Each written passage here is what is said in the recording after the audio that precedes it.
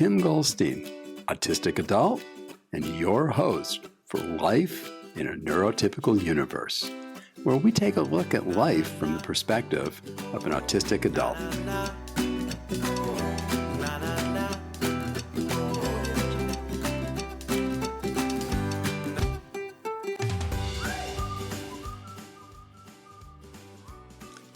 Hi, this is Tim, and I thought I'd give you a special introduction for this episode of Life in the Neurotypical Universe. And the reason is, this is a unique episode. First off, I'm going to give you an update of what's been going on with Tim. Some of you have been wondering, is this podcast still alive? Is Tim still alive? And the answer is to both, yes. Unfortunately, we'll just say the state of affairs and turn of events and my autism and some comorbidities haven't lined up real well. And it's been a kind of a little bit of a rough time for me. And that has distracted me quite heavily from doing things like getting podcasts edited and all that kind of stuff. And I just apologize like crazy for the people who have already recorded podcasts with me that are just waiting for me to get the darn things edited. I know it's coming on a year for some of them, time to get them out. I'm working on getting the podcast starting to roll again and working with some outside help to do the editing for me, which is where I tend to get stalled out. Maybe I'm just too critical because I'm listening to myself and I just need somebody else who will go through and not be as nitpicky as I am. I will find out, but definitely giving it a different try to try and get back on the horse, so to speak. We also have in this episode another thing that's pretty unique and fits into part of the whole story of what's been going on with Tim. And this was an episode that my good friend Emma Pinnock up in the UK, who is, I would say, one of the amongst, one of the top people in the world that I've spoken to that is neurotypical in their understanding of neurodistinct individuals and particularly autistic individuals. And she is always just a breath of fresh air when I get a chance to talk with her. But I had promised her that I would record some video pieces for a training she was putting together. And unfortunately, it just wasn't really happening. And the longer it didn't happen, the guiltier I felt. And the guiltier I felt, the harder it was to try and approach it and do something about it. I think one of those traits that a lot of us autistic individuals have of just ignoring what's going on and hope it goes away. And while it works at times, it definitely is not what I would recommend is the best strategy for navigating through life. But it was the strategy I was using at this point. So what we did is I finally said to her, let's just line up a Zoom meeting and I'll be in my studio and you ask me questions and I'll just respond to them and we'll record the training live right then and there, which is what we did. But the story continues even further. I now am a Google employee. The company I was working for called Looker does a product that is business intelligence, allows data analysis type work. It was bought by Google, and through acquisition, we became Google employees. So now I'm a Google employee, which is an interesting story in itself. But what really made things get crazy, I mean, first off, just imagine going from a relatively small company of we were up to 900-ish or so people to Google. Suddenly everything works and runs differently, except the day that we became Google employees and went on the Google payroll was the day that they announced that their initial steps to try and prevent COVID, spread of COVID. They cut, all the travel and all that stuff. And of course, we were out of town on travel when we're told that we're not supposed to be traveling. It was kind of interesting.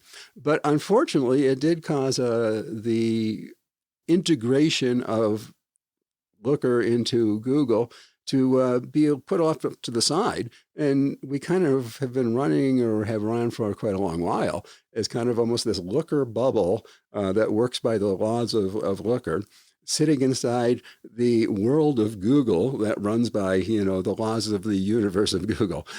And while there's quite a bit of alignment between the two, in detail, in specific implementation, they definitely have differences between them. And again, being autistic, as all of you know on this, listen to this episode, or any of my episodes, that not having a firm foundation to stand on, shifting sand, nothing, you don't know what the protocol is, what to do, is not a good thing for most autistic individuals, nor a lot of other, different neurodistinct groups. And it definitely is not good for me. So that has been quite challenging on top of the whole pandemic thing. Now, on the pandemic thing, we have been told to work from home, which is fine because that's basically what I've always done. And for me, that part hasn't been a problem at all. It gives me, in my job, I'm very client facing. So I get to talk with clients. I have clients that spread around the globe. So I get to talk with just real smart, bright people by video conference, all day long. And I train everything from tech individuals on through executives of not only how to use the product, but I also help them to actually implement it and, train them on how to program and work with the product. You get to interact, for a long period of time with the same people, and you get to build a bond. And these are, bright people.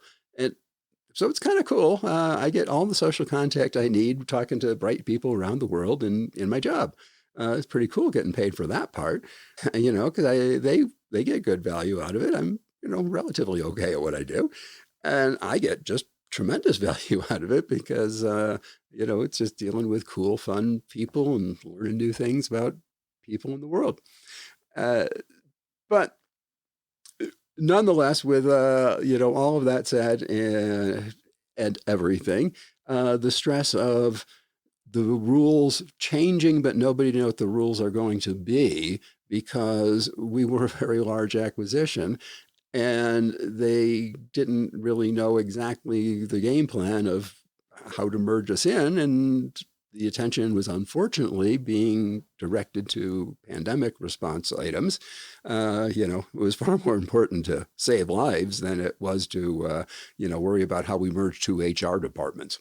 But that is starting to subside. We're starting to get more into being on the Google side. Myself personally, I dove into the opportunity as a now Google employee to get involved with the Google things going on with autism.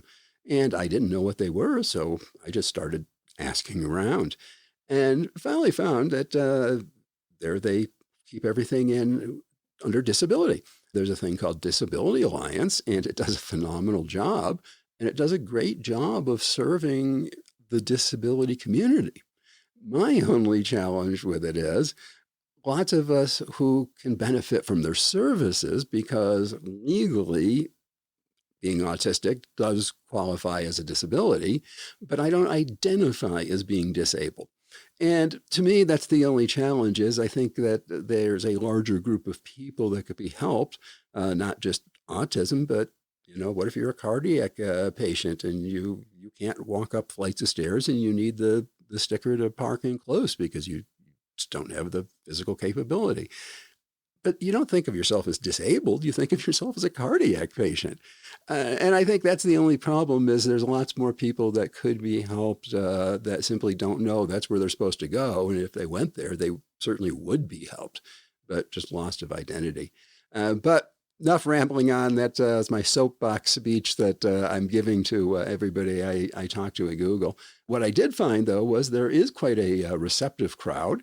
And through Disability Alliance, they have connected me with just a huge number of different projects and such going on, initiatives, people, wanting to, thinking about in process of, everything from building applications to reviewing how evaluations are done to recruiting programs. Been crazy different things that I've been able to become involved with. But what's really interesting is they are all kind of uncoordinated with each other. They're all kind of floating around, and at this point, some groups don't know that the other groups exist and things like that, which that's things to change, things for the future. And I've been out busy, bouncing around from group to group like that. And again, I have to thank so much Disability Alliance. They've been the one that have, actually gotten me in touch with all the right people. So thank you very much, Sarah, and all the rest. Out of that, I got connected somehow with Mental Health Month. And in October, if all of you remember, it was Mental Health Month. And I signed up to do a presentation for it. As time started, getting down to where I needed to have the presentation, and I couldn't get myself motivated enough to actually go record a special one, I decided that I would just go through the video recording that I did with Emma and just take the pieces of me and take out the audio only and turn them, into a presentation for the podcast. For the piece for the Mental Health Week, I actually did it as, segments of the video all mixed together. And this is the soundtrack that you're going to hear off of that video. So that's, kind of the whole story and lineage behind why this podcast is unique. You got the update on, what's going on with Tim. Tim's going crazy trying to, figure out how you move from one company to another company when it's not you're moving. It's just that how everything's done is moving. And that, again, challenge we're working through. But also, because of the actual content that you'll have as the presentation, being something that was recorded for a great friend and amazing, person to help with autism issues. And then reused to be a presentation for Google Mental Health, Week. They did it as a 1 week out of the month, I believe, if I remember right. But their mental health virtual conference. And now being the audio part just being repurposed for here. Well, I think with all of that said, we have a pretty good intro and background on what it is that we've got coming up. This is the audio track out of the video presentation that I used for the Google Mental Health Week. And by the way, this is solely my ideas and thoughts and do not in any way, shape, or form represent anything of Google official policies, thoughts, beliefs, or anything like that. So you're listening to my thoughts only. It has nothing to do with Google other than the fact that they are my employer. Well, here we go. Let's just jump on into it and listen on in. Hi, I'm Tim Goldstein, and I'm an autistic adult and also a neurodiverse communication specialist. And what I do is help people from all areas of the neurocloud understand how each other thinks, processes, and communicates. I'm going to introduce the neurocloud concept because the neurocloud, I think, really helps a lot of people better understand how autism and neurodiversity fit together into the world of all the other things of diversity and ways people are that we think about. And very simple. When we start in the neurocloud, we're talking about the concept of neurodiversity. Neurodiversity is a very, very easy concept to understand. It's just like diversity. The only difference is we're looking at what goes on inside your brain being different versus your outside physical appearance or your birthright or something being different. So again, it's just like diversity. We're just saying people think in ranges of different ways for all different reasons, and those are normal. None of them are abnormal. They're all human ways to think. So we end up with what we call the neurocloud. And what this represents, every little dot and dash and color, is a different way a human can perceive, process, and think. So in the neurocloud are all humans. You cannot be human without being in the neurocloud. Can't exist out here. Sorry, that's another alien. That's not a human. So in the neurocloud, like most things, if we let it kind of stir around for a little while, things start grouping and clumping together, and we get this larger group here, and we just call that neurotypical. Why do we call it neurotypical? Because if we were to reach in a bag and grab a human out, we're probably going to get one of those. So that's typical. Doesn't mean it's better. Maybe the other thing in the box was better. Who knows? But it does mean that it's probably the most in the box and what you're likely to see. And because they are the majority of humans, they do get to somewhat control what the rules are that we are supposed to live by. Whether they apply to us or not, they believe they apply. Then we take everybody that's outside of neurotypical, and we call these neurodistinct. What is neurodistinct? How do you define it? Super simple. Neurodistinct is simply somebody who thinks, perceives, or processes in a distinctly different manner than a neurotypical. So in other words, it very much is a situational comparison. If you were to go hang out in the tech area of one of the high-tech companies, the concept of the norm is going to be very skewed over into this area probably than if you were to go into a different type of non-tech business, say maybe a call center or something, and you're going to see far more of these people that can handle much more of the emotional, conversational things better. So again, not good or bad, merely different ranges of skills, with the ones on the outside simply thinking distinctly different than the ones on the inside. And that is it. Autism fits out here in the neurodistinct. We think in distinctly different ways than the typical. Now, one thing that somebody brought up about NeuroCloud was, it all sounds so great and it makes everything sound so good, but my child needs so much support and needs that I don't even think they fall on that chart. And that's a mistake. I think very often in trying to promote autism and helping autistic people, we forget to mention that the range is quite wide, and there are some people that are not going to be able to hold jobs and do things like I can. And that still fits in the NeuroCloud. It's another way that somebody can think and process. So we're not saying that everything inside the NeuroCloud is wonderful and perfect. It's not all unicorns and rainbows in there, because we can take neurotypicals that have depression, anxiety, we can take all those kinds of things and we can find neurotypicals with them, but we can also find neurodistinct individuals with them. So it's not that you're seeing different things. We're simply saying all humans, and all humans can have challenges in any direction. Neurotypical, neurodistinct. I can have depression just as much as a neurotypical can have depression.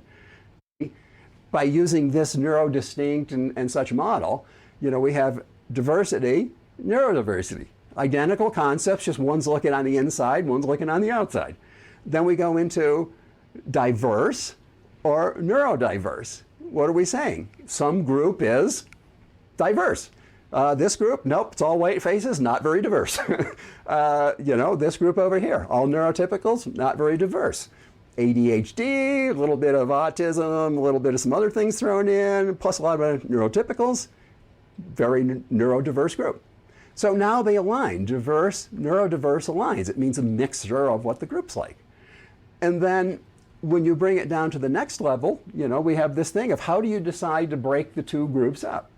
And to me, the big challenge was in the original concept, the word they used for everybody out here was neurodivergent.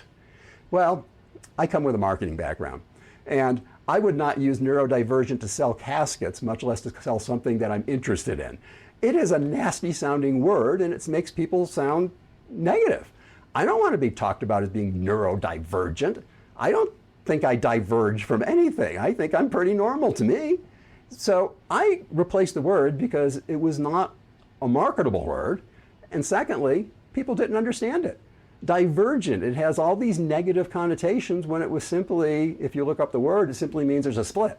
There's nothing negative about it. But because of that baggage it carries, it wasn't a good term to use.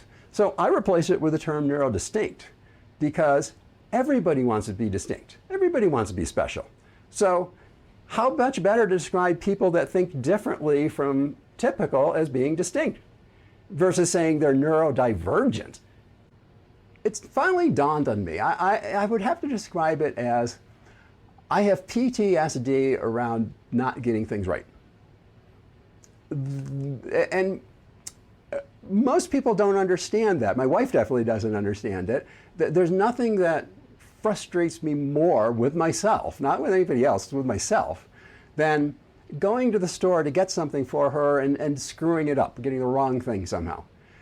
Maybe it was my fault, maybe it wasn't, who knows, but just the fact that I didn't bring back what she was expecting, to me, is a crushing blow. It's depressing. Because I failed. I failed to do what I was trying to do. It's a big challenge, and it's one that's not considered very often. And as a matter of fact, as an adult, that's probably the biggest thing I face, is constantly hearing that, no, that's wrong. That's not the way to do it. That's not what you should do. You know, I think overall I'm a relatively competent person. I've accomplished relatively, number of things in my life. I guess I have a few accomplishments. But when I get done with the day, I actually feel like I'm useless and have no skills whatsoever, because all I get to hear about is, you should have said this way, you should have written this way, that wasn't the way to do that. Continually, day in, day out, day in, day out. And to be honest, it gets to the point where you start going, is this even worth it? I'm ready to check out. So if you want to understand why in autism we do have a problem with suicide, just look at what you make us go through every day. And to be honest, I often think about it. I'm going to be straight up and honest with it. I have considered it, of just being worn out, sick and tired of just trying to do things right and never being able to get it right. Just feeling everything I do is wrong. The best things that people can do when they're trying to deal with an autistic individual and trying to avoid that making them feel as if nothing they do is the right thing, is acknowledging the reality. That's one of the things that I find very frequently does not happen. And to be honest with you, it's one of the best ways to push my hot button and get me to go off, is to deny my reality. It doesn't matter that my reality is not your reality. It's still real to me.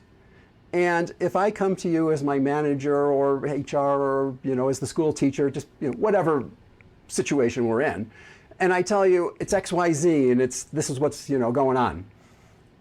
And you stand there and go, no, that's not it. It's really this and this, and you need to do this instead. What did you just do? You just totally denied my being of everything. Everything you said I have was wrong completely. Even my idea of what was going on was wrong. Overall, I think it really starts with denying the person's reality is the number one way that you create that the person's always wrong. Because if you simply say, okay, I understand, Tim, why you went and did that way. That makes sense, but this might be a better approach to try that might work better in the situation. I can accept that. You acknowledge that at least the approach I took had some validity to it. Maybe I wasn't real adept at picking the right one and wasn't, really good, but you at least acknowledge that I made some decision that had some semblance of validity.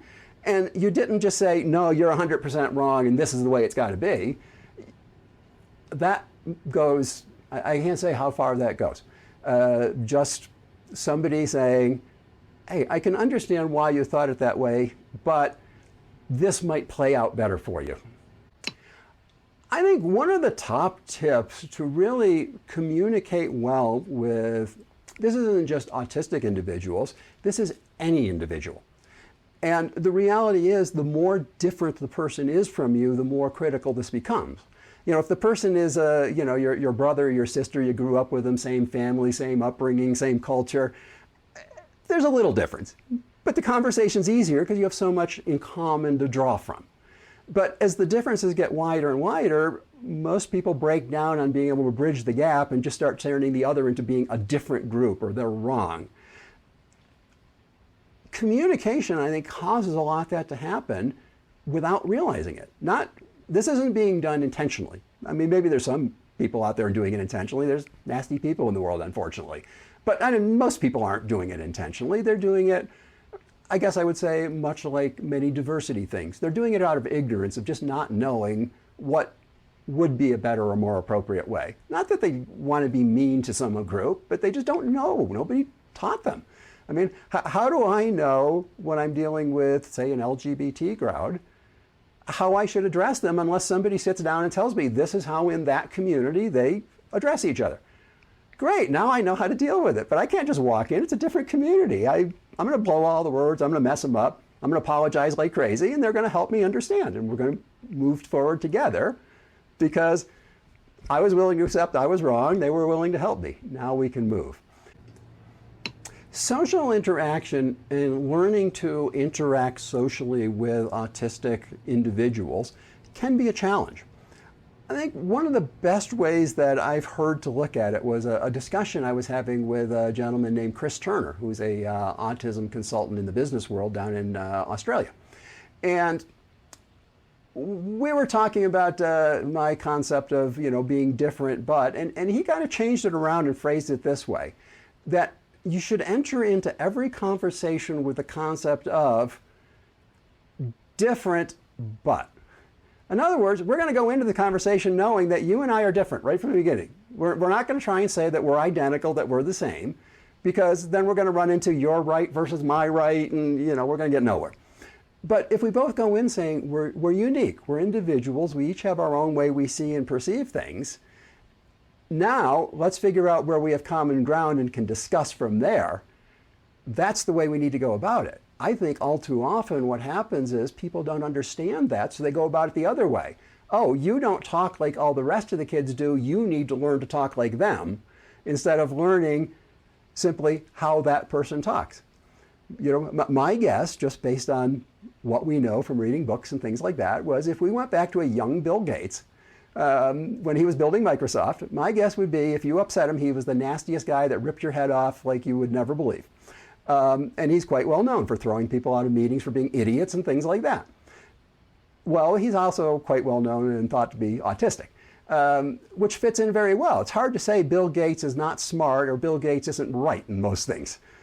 But that is how he would be treated if he wasn't the founder of the company and he was merely an engineer on the company. He would have been let go long ago as being, you just can't fit in. So it's something very important to learn that just because the idea is different, radically different from yours, doesn't make it wrong. Find that common ground. I don't necessarily agree with what's going on in all the political things going on in America right now. But on the other hand, I can understand the common ground of why there's the issues. Okay, what we're going to do with it, that gets a whole bigger problem, but I can certainly understand the basis of why on both sides there is legitimate claims. Reality is both sides have legitimate claims. But unfortunately, neither side is listening to the other claim saying, well, help me understand why you see it that way. Instead, we're throwing rocks and shooting bullets at the other side. So we don't want to do that in autism, but the reality is in school, that's about what we do, is we throw rocks and shoot bullets at autistic people, and they have to pick up and recover and somehow figure out how to fit back in again. We hope that you've enjoyed another episode of Life in a Neurotypical Universe. Please, if you enjoyed this, share it with your friends. Go take their phone and subscribe them. Heck, it will help us all out. If you want to know more about neurodiversity or have any questions for me, you can reach me at my website, timgoldstein.com, where I'll be more than glad to help you as best I can to navigate through the neurotypical universe.